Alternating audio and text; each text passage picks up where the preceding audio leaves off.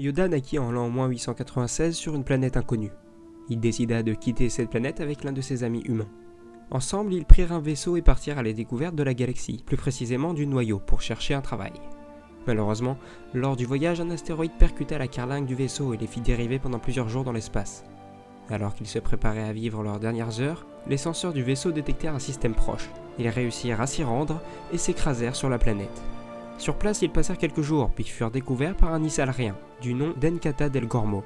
C'était un maître Jedi, et celui-ci leur apprit qu'ils étaient tous deux puissants dans la Force, et décida de les former. Lorsque leur formation fut achevée, un vaisseau de la République galactique qui venait d'intercepter leur signal de détresse, toujours actif, vint les rechercher.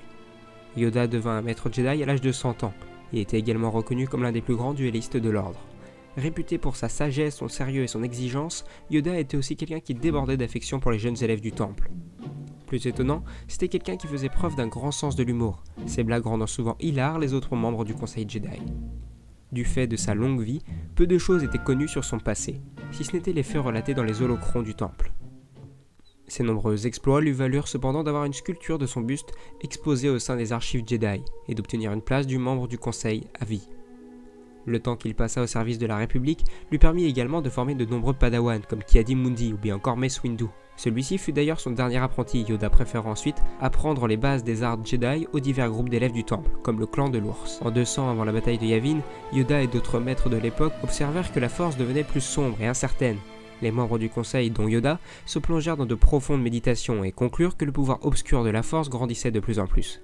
Alors que tous pensaient que les Sith étaient sur le point de réapparaître, Yoda mit en avant la possibilité de voir arriver celui qu'on appellerait l'élu, et qui devait apporter l'équilibre dans la force. En 102 avant BY, Dooku voyait le jour sur Serenno où il obtint de sa naissance le titre de comte. Il fut rapidement découvert par l'ordre Jedi qui sentit chez lui un grand potentiel de force. Lorsqu'il eut l'âge nécessaire, il devint le padawan de Tam Cerulean, l'un des membres du conseil de l'époque.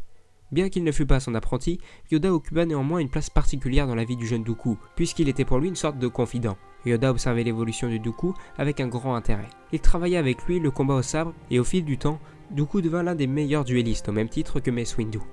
Environ 22 ans avant la bataille de Yavin, le Sith Dark Sidious manipula des guerriers Yin-Shori afin qu'ils attaquent le temple Jedi. Yoda et ses confrères eurent pourtant la chance d'avoir anticipé le danger à temps, et à peine les êtres reptiliens furent-ils rentrés dans le légendaire bâtiment, qu'ils firent face à un groupe de Jedi armes à la main. Ceux qui n'avaient jamais vu Maître Yoda combattre eurent alors l'occasion de constater son incroyable maîtrise du sabre laser, et ce dernier eut ensuite à interroger le seul Yin-Shori survivant. Bien qu'étant seul face à des dizaines d'ennemis, le guerrier essaya pourtant de tuer Yoda, qui n'eut aucun mal à repousser son attaque. Ce n'est que quelques jours plus tard que le maître Jedi eut la satisfaction d'apprendre qu'un groupe mené par Mace Windu avait résolu les problèmes causés par les Yin-Shori.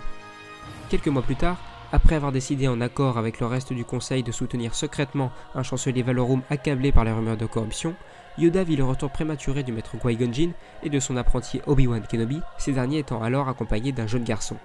La suite, vous la connaissez.